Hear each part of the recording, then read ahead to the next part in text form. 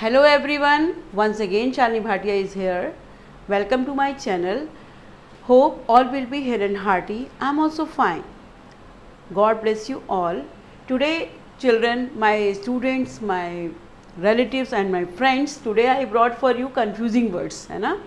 English में भी और सभी लैंग्वेजेस में कुछ ऐसे वर्ड्स होते हैं जिनके प्रोनाउंसिएशन सेम होते हैं, स्पेलिंग भी सेम होती हैं, but their meanings are and their uses are different. So some words I have taken, lot of words are there, but I have taken some words and I will tell you their meaning and their uses. I have written the sentences there. So look at the board children. Confusing words. The very first is already. क्या बोलेंगे? Already, पहले से ही, है ना. जैसे हम बोल देते हैं कि मैं तो उससे पहले से मिल चुका हूँ, मैं तो उसको पहले से जानती हूँ, है ना, मैं तो पहले ही खाना खा चुकी हूँ, लाइक दैट. तो I have already met her. मैं उससे पहले ही मिल चुका हूँ या मैं उससे पहले ही मिल चुकी हूँ. तो इसमें आपका एक तो परफेक्ट टेंस भी आ रहा है. देखिए परफेक्ट टेंस में हैव और थर्ड फॉर्म लगता है, तो टेंस की भी आपको रिवाइंड करा रहे हैं. I have already met her, तो ऑलरेडी का यूज़ आपको बता दिया, मैं उससे पहले ही मिल चुका हूँ. सेकेंड वर्ड इसी का सेम, ऑल एंड रेडी. ये अलग अलग हैं पूरी तरह से या सबके सब. The visitors were all ready to go. इसको पढ़ेंगे भी ऐसे ही. The visitors were all ready to go. सबके सब दर्शक जाने को थे, मतलब they were ready. Second is all together. क्या बोलेंगे? ऑल टुगेदर, पूरी तरह से. I was all together with you. मैं तुम्हारे साथ पूरी तरह से था. I have written in Hindi also. I was all together with you. अब ये है नेक्स्ट, इसी का है ऑल टुगेदर. ऑल अलग है, टुगेदर अलग है. इसमें सिंगल है, इसमें डबल, एक साथ. They all together shouted.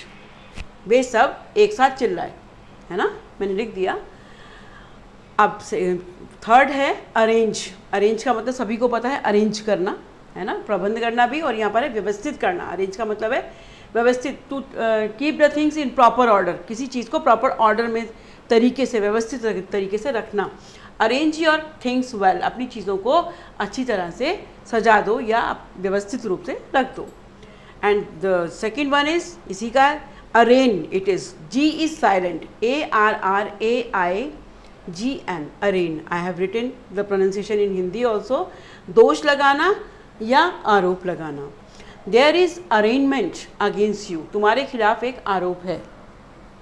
There is an arrangement against you. तुम्हारे खिलाफ एक आरोप है. देखिए इसमें नई चीज़ भी आपको पता चल रही है कि ऐसे सेंटेंसेस में जहाँ सब्जेक्ट नहीं होता वहाँ पर हम देयर का यूज़ करते हैं, है ना. इसके लिए भी आपको एक अलग वीडियो देंगे कि how to make the sentences like this. तुम्हारे खिलाफ एक आरोप है, तो देयर इज़ एन, मतलब एक आरोप है कि इंग्लिश क्या होगी? There is an arrangement. तुम्हारे खिलाफ तो हो गया, अगेंस्ट यू.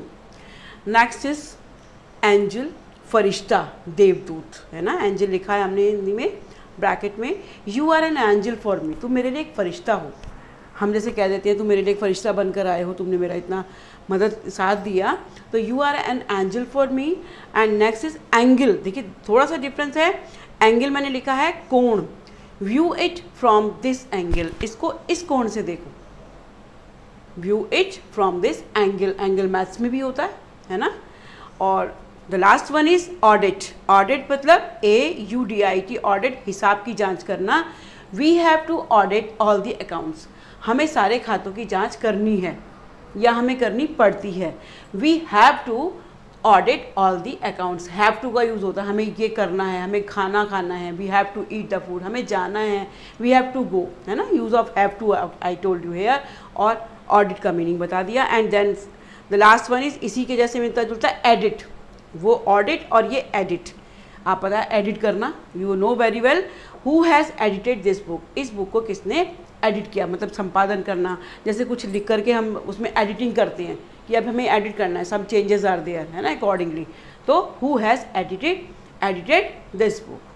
तो in this way these are the confusing words, जिसमें कि spellings near about they are same, है ना, लेकिन उनके मीनिंग, उनके usages they are different. So बने रहिए शालिनी भाटिया के साथ.